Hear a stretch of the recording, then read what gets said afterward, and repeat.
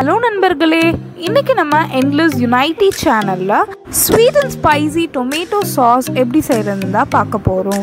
அதுக்கு முன்னாடி நீங்கள் நம்ம சேனலை சப்ஸ்கிரைப் பண்ணலன்னா கீழே இருக்க சப்ஸ்கிரைப் பட்டனை ப்ரெஸ் பண்ணுங்கள்.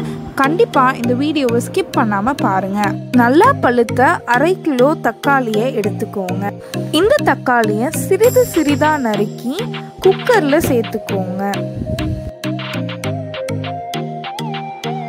தக்காளியை குக்கரில் சேர்த்த பிறகு 2 டம்ளர் தண்ணியை சேர்த்துக்கோங்க.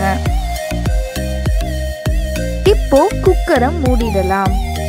2ல இருந்து 3 விசில் வர வரைக்கும் வெயிட் பண்ணுங்க. விசில் வந்த பிறகு சூடு ஆறின உடனே அது ஒரு மிக்ஸி ஜாரில் சேர்த்துக்கோங்க. சேர்த்து நல்லா பிளெண்ட் பண்ணுங்க. அது ஒரு பேஸ்ட் மாதிரி வர வரைக்கும் அதை நல்லா நைஸாக அரைச்சி எடுத்துக்கோங்க.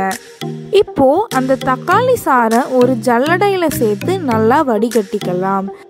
வடிகட்டும் போது தக்காளி தோலோ தக்காளி விதையோ அதில் இருந்தால் நமக்கு ஜல்லடையில் கிடைச்சிரும். அதனால தான் நம்ம தக்காளி சாறை வடிகட்டுறோம். வடித்து எடுத்த சாறை ஒரு பேனில் சேர்த்துக்கோங்க. ஸ்டவ்வை ஆன் பண்ணி ஹை ஃப்ளேமில் வச்சுக்கோங்க. சில நிமிடத்தில் தக்காளி சாறு நல்லா கொதிக்க ஆரம்பிச்சிரும். இப்போ 2 நிமிடம் ஆயிருச்சு. நல்லா கொதி வர்றதை நீங்களே பார்க்கலாம். தக்காளி சாறு நல்லா கொதிக்கும் போது அதில் நம்ம சர்க்கரையை சேர்த்துக்கலாம்.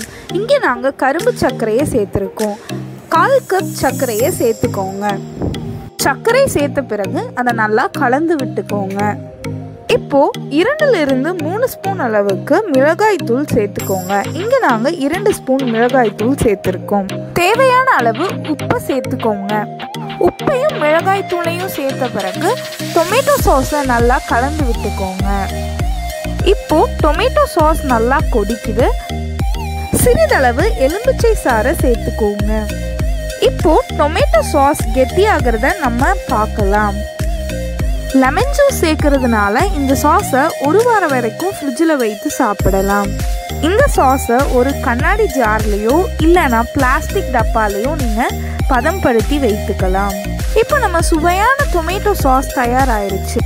உங்களுக்கு இந்த வீடியோ பிடிக்கும்னு நம்புகிறேன். மறக்காமல் இந்த வீடியோவை ஷேர் பண்ணுங்கள், லைக் பண்ணுங்கள், கமெண்ட் பண்ணுங்கள். நன்றி.